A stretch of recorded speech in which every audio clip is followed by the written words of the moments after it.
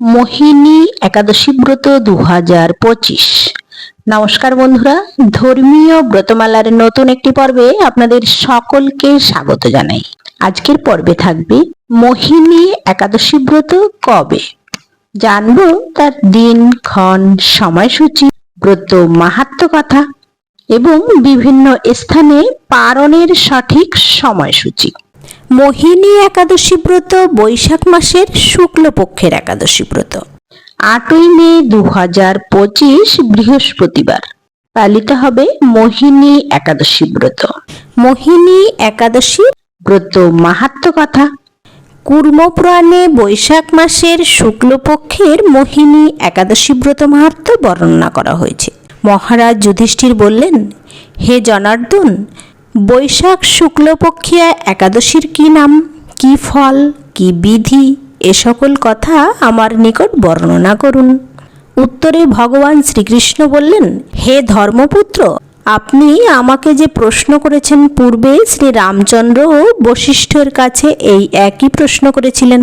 তিনি জিজ্ঞাসা করেছিলেন, হে মুনিবর, আমি জনকনন্দিনী সীতার বিরহজনিত কারণে বহু দুঃখ পাচ্ছি, তাই একটি উত্তম ব্রতের কথা আমাকে বলুন, যার দ্বারা সর্বপাপ ক্ষয় হয় এবং সর্বদুঃখ বিনষ্ট হয়।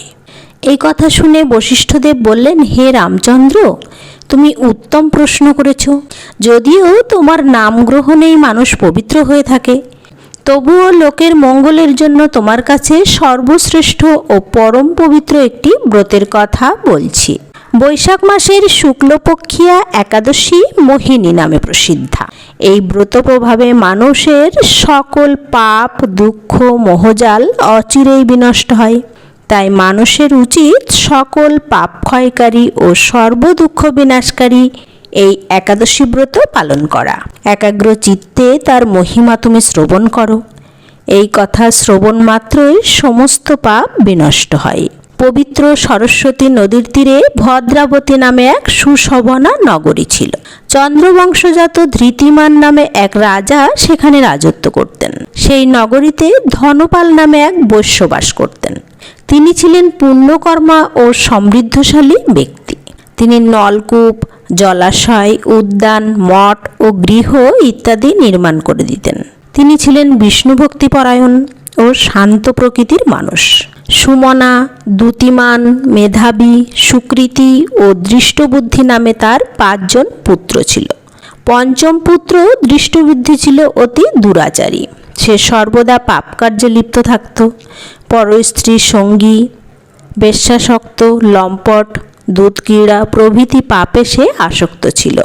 দেবতা, ব্রাহ্মণ ও পিতামাতার সেবার তার একেবারেই মতি ছিল না। সে অন্যায় কার্যে রত, দুষ্ট স্বভাব ও পিতৃধন ক্ষয়কারক ছিল।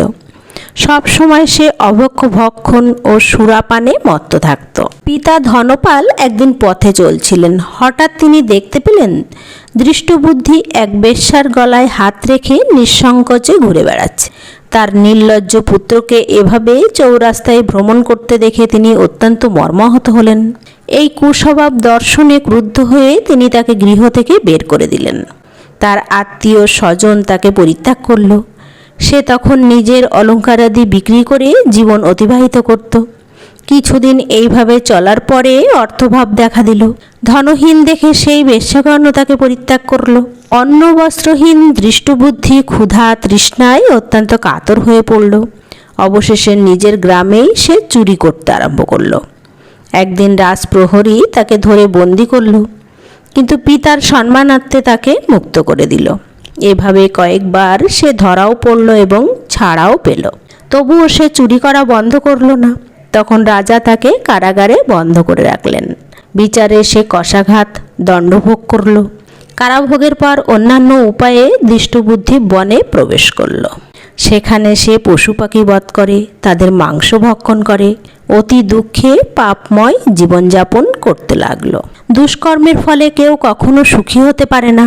তাই সেই দৃষ্টবুদ্ধি দিবারাত্রি দুঃখ শোক জর্জরিত হলো। এভাবে অনেক দিন অতিবাহিত হলো। কোনো পুণ্য ফলে সহসা একদিন সে কৌণ্ডিল্য ঋষির আশ্রমে উপস্থিত হলো। বৈশাখ মাসে ঋষিবর গঙ্গা স্নান করে আশ্রমের দিকে প্রত্যাবর্তন করছিলেন। শোকাকুল দৃষ্টবুদ্ধি তার সম্মুখে উপস্থিত হলেন। ঘটনাক্রমে ঋষির বস্ত্র থেকে এক বিন্দু জল তার গায়ের উপর পড়ল। সেই জল স্পর্শে তার সমস্ত পাপ দূর হল। হঠাৎ তার শুভ বুদ্ধির উদয় হল।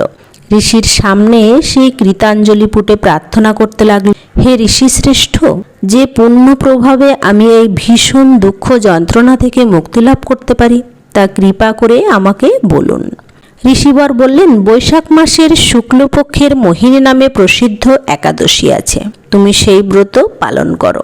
এই ব্রতের ফলে মানুষের বহু জন্মার্জিত পাপ, পর্বত পরিমাণ পাপ রাশিও ক্ষয় হয়।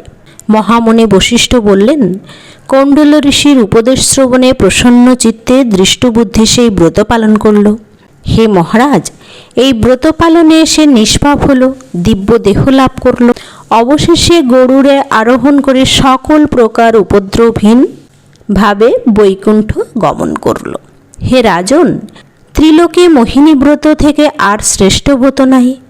যজ্ঞ, তীর্থস্থান, দান ইত্যাদি কোনো পুণ্য কর্মই এই ব্রতের সমান নয়। এই ব্রত কথা শ্রবণ কীর্তনে সহস্র গোদানের ফল লাভ হয়। মোহিনী একাদশী ব্রত মাহাত্ম্য কথা সম্পূর্ণ হলো। মোহিনী একাদশী ব্রত 2025 পালনের সঠিক সময়সূচি। বাংলাদেশ, একাদশীর তারিখ 8ই মে, পরদিন সকালে পালনের সময়সূচি সকাল 5টা 25 থেকে 9টা 36 পর্যন্ত। পশ্চিমবঙ্গ, একাদশীর তারিখ 8ই মে, পরদিন পালনের সময়সূচি ভোর 4টে 59 থেকে 9টা 19 পর্যন্ত। দিল্লি, একাদশীর তারিখ 8ই মে, পরদিন সকালে পালনের সময়সূচি সকাল 5টা 34 থেকে 10টা 3 পর্যন্ত। বৃন্দাবন, একাদশীর তারিখ 8ই মে, পরদিন সকালে পালনের সময়সূচি সকাল 5টা 34 থেকে 10টা 1 পর্যন্ত।